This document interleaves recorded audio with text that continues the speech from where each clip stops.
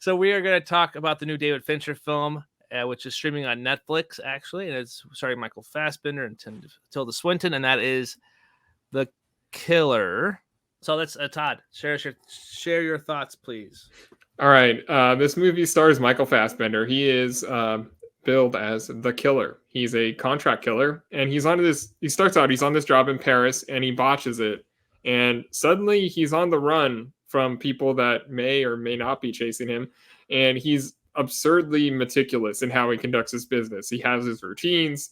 He's constantly narrating the film, talking about his rules and how he can never show empathy or trust anybody, and he listens to the Smiths constantly.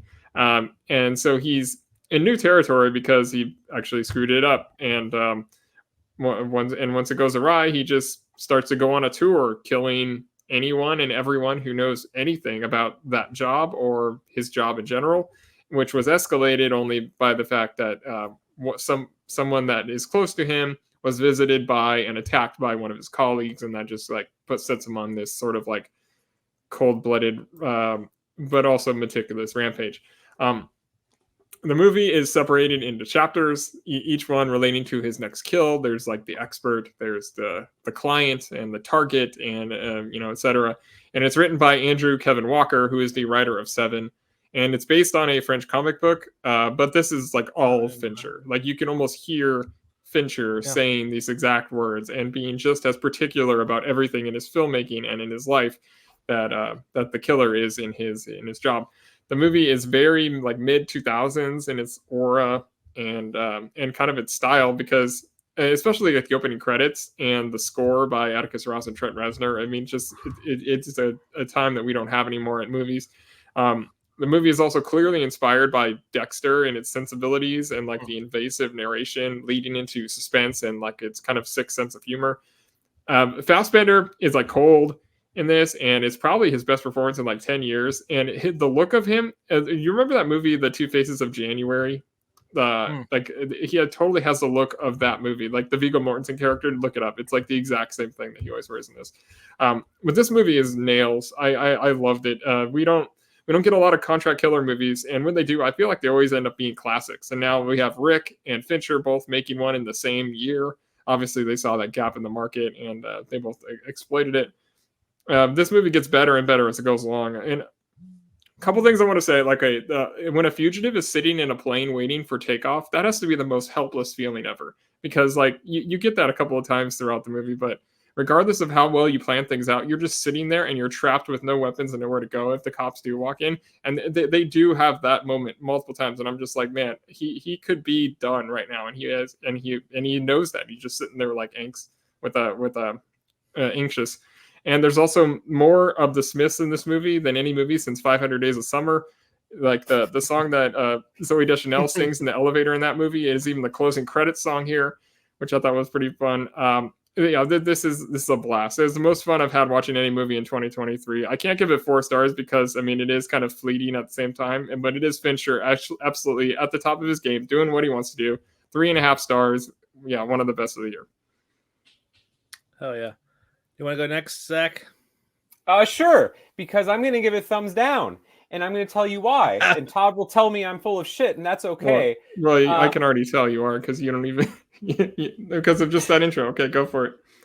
Well, I mean, listen, it's a well-made movie. It's certainly not an offensively bad movie. It's not like Fincher did something that really set me off. I just feel fundamentally like the movie's derivative. I mean, it's obviously based on not only just a graphic novel, but the whole style of like 60s French, killer movies like Les Samurai, which this movie owes a lot of debt to, and the Melville films. And, those films are fun, but I got to say, I mean, the slick, sly, almost smug dialogue of this guy completely emotionally detached from the world and his credos that he has to repeat to himself.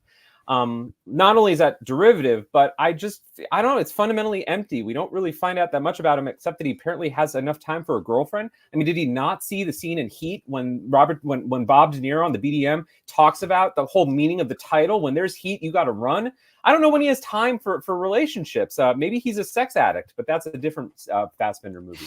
I think the movie has some wit. I really did like the Tilda Swinton scene. That's a good scene. I'm glad we brought out the right alcohol for that. And I guess I kind of thought listening to his internal monologue was interesting. There's just not a lot to the movie. I mean, it feels also a little bit like the George Clooney movie, The American. It's just kind of this hitman on the run, and he doesn't have a lot of depth to him. I haven't really liked a David Fincher movie since Girl with the Dragon Tattoo. I'm not his biggest fan. I think he's someone who, maybe not unlike Christopher Nolan, always puts style above a good story and good characters. And I don't always get behind that. Again, there's some exceptions, obviously. And I do like Seven. I think wasn't this guy written by the guy who wrote Seven. I'm giving it 2.5. I think it's not fair. You gave The American 3.5 stars. This is way better than that shit. Well, I don't. I give that 2 stars. Okay, that was in your top 10 of that year.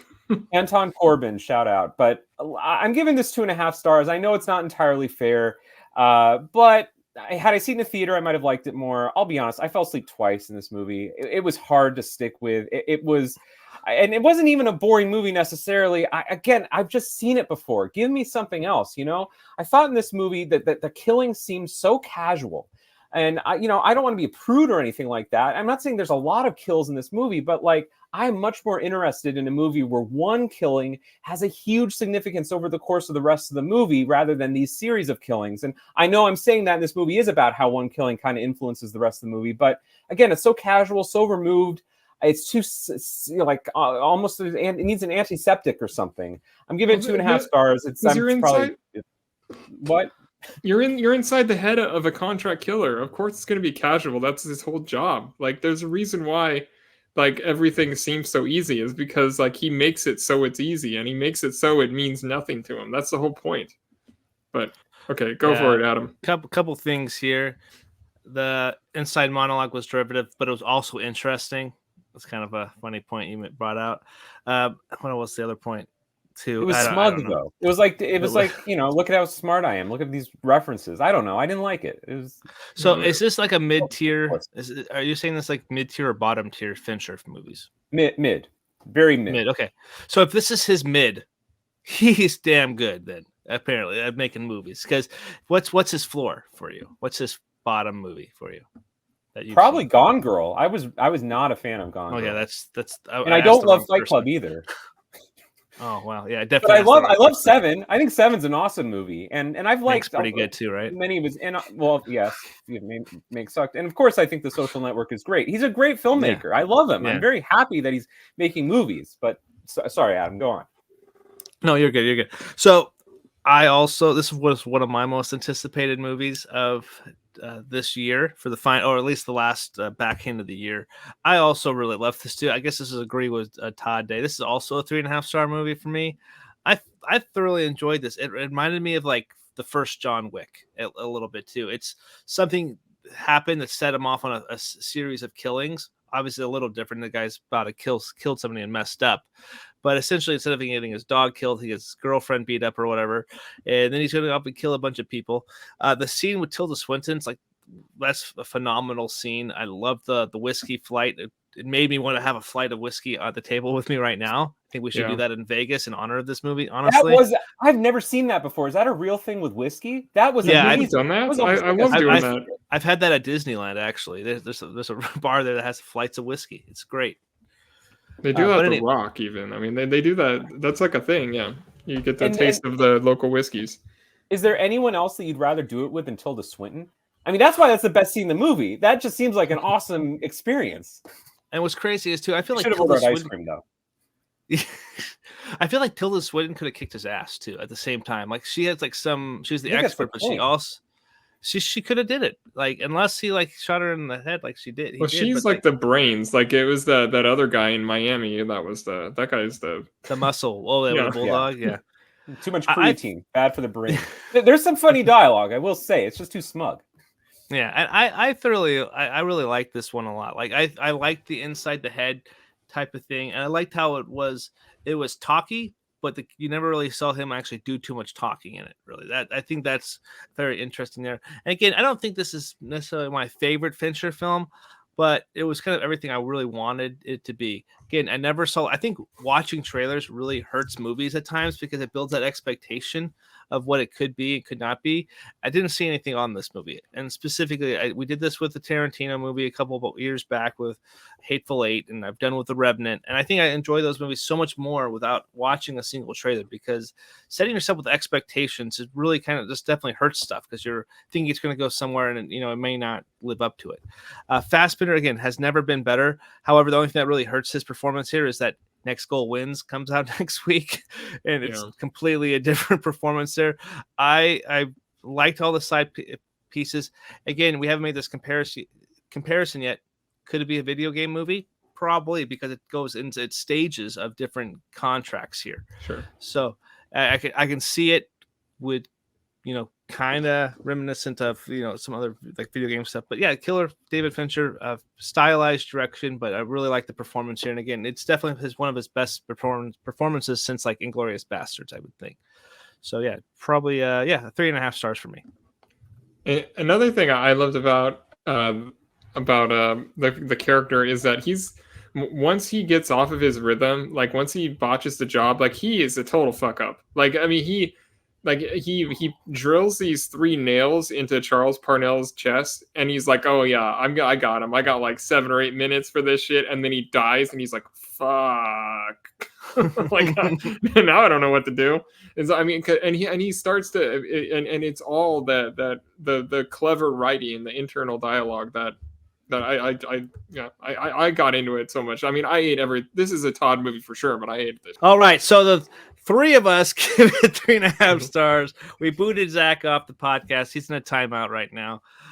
Zach gave it 2.5. Todd, Terry, it's around and the Adam. I think it's more like 95% of people are going to love this movie, not 70. But, okay, that's okay. Fine.